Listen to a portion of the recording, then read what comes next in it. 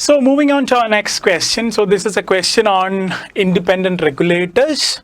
So I guess all of you would have heard about some of these regulators, at least, even if you don't know what all of them means or what of all of their functions are. But let us see how to deal this.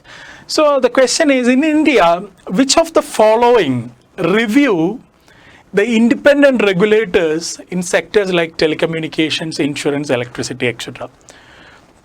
So what is the question about?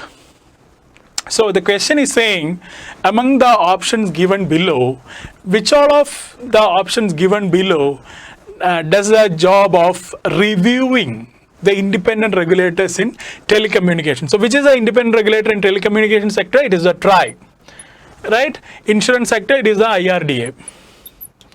Right, electricity, I think they have some tariff boards. I think it happens at the state level. It's not a union level thing. So TRAI, IRDA, various state level electricity regulators, these are all there. So among the options given below, who would do an independent regulation of these agencies? Okay, so whose job it is to do a review of the independent regulator. So I hope all of you know who an independent regulator is. So maybe I can just give you some basic about independent regulator. Independent regulator is a post-liberalized institutional mechanism. We copied or we imported lock, stock and barrel from US, this concept. So the idea is that in a liberal economy, when both the state and the market are involved in providing services to the people, the state won't be in a position to regulate the market without having any conflict of interest, right? Because the government also might have these agencies. For example, the telecommunication sector in India. We have the BSNL, right, which is a government entity, but at the same time we have the Reliance Jio, which is a much far superior competitor in the market. So when the government tries to regulate Jio, there could always be allegations of government unduly favoring or unfairly favoring BSNL, but all of us know that won't be the case in the present governments and things like that. But at least theoretically speaking, that allegation of conflict of interest exists. So independent regulator is an agency that would lie at an arm's length distance. So maybe we'll say 1 arm distance, right? That minimum cautionary distance between the government and the market. Okay, so what do you call, maybe here would be the government, here would be the market, here would be the Independent Regulatory Commission. Earlier, the regulator would have been inside the government. Now it's outside the government. So you have a 1 arm length distance between everyone, thus making sure that there is no possibilities of market failure, no unfair dealings in the whole process. So that is the idea of independent regulator. So I just wanted you to have that idea.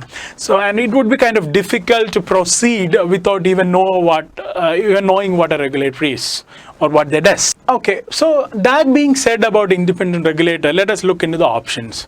So among the options, we have ad hoc committees set up by the parliament. So these are maybe temporary, we know there are standing committees and ad hoc committees in parliament, right? So these are committees which consist of members from both Lok Sabha and Rajya Sabha, which would be constituted in order to resolve a particular issue they are facing. Okay, so there could always be the possibility that a parliamentary committee can be set up to review all these regulators, right? Because there is so much questions of their independence, accountability and stuff that is being debated. So first thing is perfectly possible. An ad hoc committee of parliament could be entrusted with this job. Okay, I'm just saying, okay, it's theoretically possible and it is very much done in the past. It has been done very much in the past. So that makes one a perfect fit. Looking to the second thing, department-related standing committees of the, parliamentary, how do you call it? Department-related standing committee. I think that is what they call it. You don't have to bring parliamentary into it. So these departmental-related standing committees are committees comprising of members of parliament, but under different government departments. So basically, it is that parliamentary executive interface done on a committee level, but on a individual department wise. So you have a department related standing committee of finance, you have a DRSC for what you call internal affairs, you have something for home ministry, education ministry. So this committee would be looking after the interface between parliament and the government department. Their budgets, their policies would be vetted, and all this kind of stuff happens. So even they can come up with independent regulator, because we know that this even though it's not fully under the Department of Telecommunications, but it is the parent department, right? Similarly, insurance, I think it comes under the finance, if I'm not wrong. So there could always be a parent department. So second option also could be true. Just like the first option would be very much theoretically possible. The third one, Finance Commission. So Finance Commission, will they be doing the review of independent regulators in this country? Is that their mandate? No, definitely not. Finance Commission's constitutional mandate is to redress the horizontal and vertical imbalances between various units of the federation, or simply speaking, they are supposed to redress the financial imbalances between central governments and state governments, and between state governments. That is all that is there to the mandate of Finance Commission. They can't do something of this sort. Okay, so Finance Commission is easily rolled out. So if you rule out 3, your options, what do you call, B and C gets eliminated automatically. Now we are left with 1 and 2 and 2 and 5. Okay. So 1 and 2 and 2 and 5. So automatically option 4 also got eliminated. I think that's a lucky coincidence. So don't have to deal with Financial Sector Legislative Reforms Commission at all. And more importantly, they deal with reforms in the financial sector. So this insurance could be related to finance, but telecommunication or electricity, it's no way under the armpit of financial sector regulations. So by both logic, 4 can be eliminated. Now is the question of 5, Niti Aayog. So now the question, the choices are reduced to 1 and 2 and 2 and 5. So we also already saw what could be the underlying logic for getting 1 and 2 right? So that is there. But Niti Aayog is a pretty strong contender. Okay, you have to seriously take up the idea of Niti Aayog doing this particular job, and if possible, try to eliminate that, right? So let us see.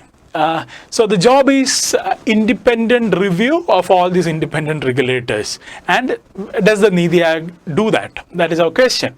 So what is the overall mandate of Niti Aayog? So in India, the mandate of Planning Commission was not well defined, so it really became a power player in the Indian politics. So with the governments of the day using Planning Commission to advance their political agendas and things like that. But when Niti Aayog was conceived, it was conceived as a think tank, right? They have very minimal political roles or policy roles in these contexts. The only thing they do is that they bring out papers, they bring out draft idea papers, thought papers, policy briefs on various issues facing the economy. And the idea is that they want to show a future scenario as different from the existing scenario, and they would suggest what are the things that can be done for the particular entity. It could be a department, it could be a government agency, it could be an autonomous government agency. What are the steps that the government can take to reach this institution to that level, or maybe to bring a new policy itself to usher in a new set of impacts in the economy. So these are the kind of areas where Niti Aayog focuses itself. And I think they even do the review of government policies, but I don't think whether they are into reviewing independent regulators or whether they have the competency to do that.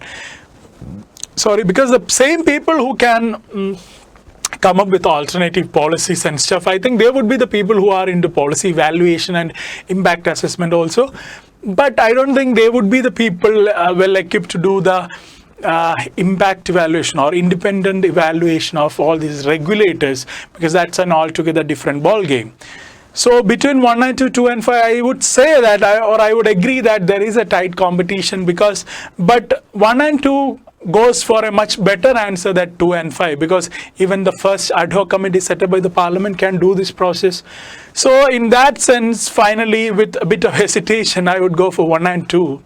rather than 2 and 5. But I'll agree outset that Niti Aayog could have been the answer, but fortunately or unfortunately they are not into that kind of stuff. But maybe in future they might, but as of now they are not. Okay, so that's all for today. Thank you.